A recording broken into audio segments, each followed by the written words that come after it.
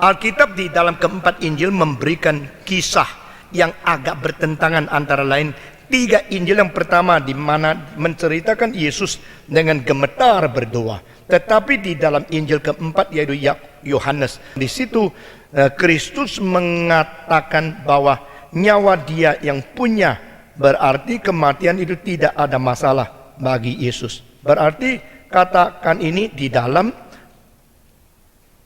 Taman Getsemani itu ketakutan. Kenapa? Nah saudara-saudara, jangan lupa semua pengertian mengenai gejala seperti kontra antara sesuatu Injil dan Injil yang lain, sesuatu kata dengan kata yang lain adalah harus dimengerti melalui prinsip paradoks. Nah prinsip paradoks tidak dimengerti oleh orang. Itu sebab pada waktu mereka membaca kitab suci selalu cari-cari kontradiksi yang katanya bertentangan satu dengan lain di dalam kitab suci. Kira-kira tahun 61, waktu saya masih umur 21, saya baca buku-buku yang dicetak oleh Islam. Di dalamnya ada 94, kalau saya tidak ingat salah, 94 atau 96. Ditemukan kontradiksi kitab suci orang Kristen. Maka mereka mencari untuk mengatakan bahwa Islam yang benar, Kristen yang tidak benar. Karena di kitab suci banyak kontradiksi.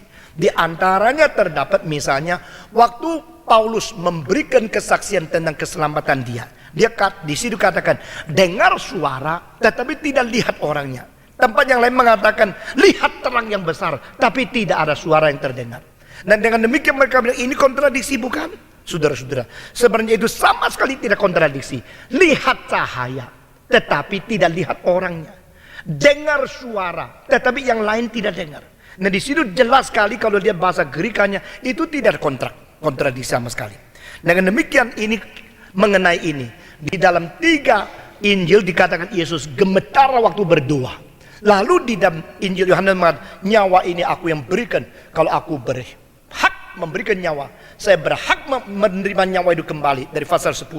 Lalu di Getsemani Yesus menjadi takut. Nah saudara-saudara, itu istilah menjadi takut membuktikan refleksi fisika Yesus Kristus sebagai manusia itu betul-betul ada.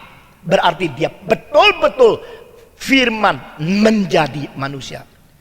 Become a man, to be a man, jadi manusia, mempunyai tubuh manusia, mempunyai gejala tubuh, mempunyai reaksi, semacam syaraf-syaraf yang bereaksi. Begitu menghadapi kesulitan, merasa ada takut. Itu adalah gejala Yesus betul-betul manusia. Yesus bisa sedih, Yesus bisa takut, Yesus bisa capek, Yesus bisa aus, Yesus bisa lapar, Yesus perlu tidur. Ini semua membuktikan dia justru adalah manusia yang sejati. Waktu dia gemetar atau waktu dia berdoa, dia itu mengeluarkan peluh yang begitu besar seperti tetesan darah. Ini semua adalah reaksi fisika yang membuktikan dia adalah firman betul-betul jelma menjadi manusia. Dan kalau Yesus hanya adalah Allah, bukan manusia, maka dia tidak mungkin mempunyai tubuh untuk dipaku di atas kayu salib. Karena roh tidak mungkin dipaku.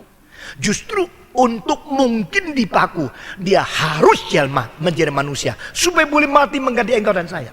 Sebaliknya, jikalau Yesus adalah hanya manusia dan bukan Allah, dia tidak mungkin bangkit tanpa perantara yang lain. Ingat waktu Elisa membangkitkan budak yang mati itu, mereka harus berdoa kepada Allah. Waktu Yesus Kristus bangkit dan Yesus membangkitkan anak Yairus, anak daripada janda dari kota Nain dan Lazarus, dia tidak pakai perantara. Dia langsung mengatakan, Talita kumi, perempuan itu bangkit. Lazarus keluar, Lazarus keluar. Yesus tidak perlu mengatakan, ya Bapa Allah, sekarang beri kekuatan kepada saya demi nama Allah, Lazarus keluar. Tidak perlu. Karena apa?